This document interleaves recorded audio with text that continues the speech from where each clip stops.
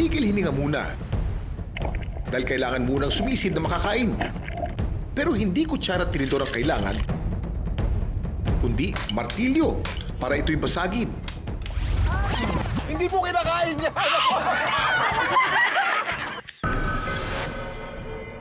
May nilalang din na mukhang crab sa unang tingin.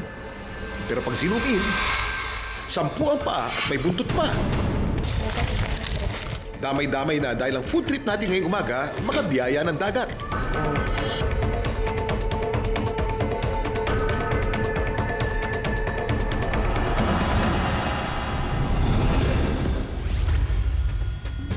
Simulan natin dito sa Ilocos Norte. Hindi Ilocos empanada ang ating imumukbang, kundi itong kusimay na hindi raw nakakaumay. Ano? Tara! Malinamnam, tapos siyempre masarap, parang crab. Grabe, suabe, malutong na malutong. Manamis-namis na malinamnam. Tuwing low tide sa umaga o hapon, nagpupunta mga lokal sa dalampasigan. Ang nakilala namin na si Rose, inaabot ng 3 oras sa pagkapa ng kusimay sa Pampang.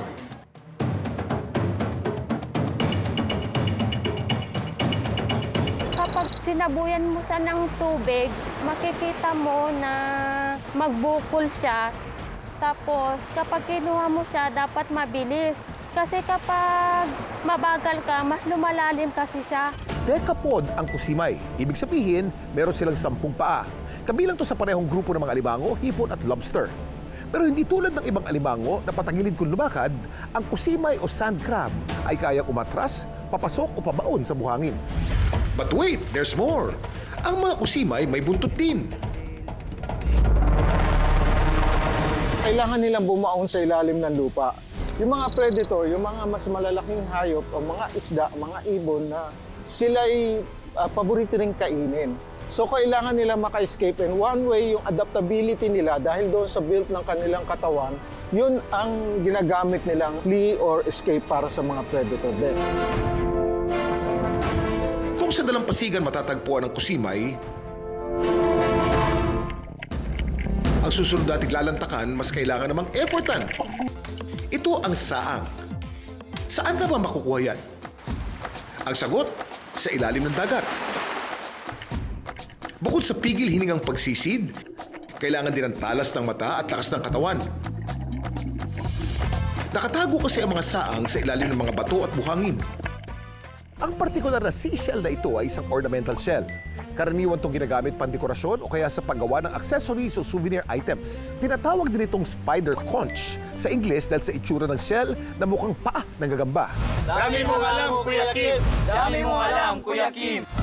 Sa isang Roro Port sa Cebu, hile-hilera mga nagbebenta ng saang pagsapit ng alas 4 ng hapon. Hindi pandekorasyon, kundi pangmerienda. Mabilis talaga maubos yung saang namin. 7 p.m. sold out na. Nasisiguro namin na fresh talaga yung saang namin, sir, kasi araw-araw na hatid yung mangingisda sa amin. Para makuha ang laman, pinupukpok ito gamit ang martilyo. Pwede na siyang pukpukin or pwede siyang hugutin. So sa atin mga kalma, hugutin na lang natin or hihilain. At saka mga kalma, meron tayo ditong asin at sukang na perfect tandem sa ating saang mga kalma. Dito sa Maynila, may mangilan-ngilan din titinda ng saang. 1, 2, 3, go! Hindi po kinakain niya! Kinakain po ito. Mayaman sa protina itong saang na importante para sa pagbuo ng muscles at tissue repair. Meron din itong iron at omega-3 na mainam naman para sa ating puso. Pero ang pagkain ng sobra, siyempre, nakakasama rin. Kaya hinay-hinay lang.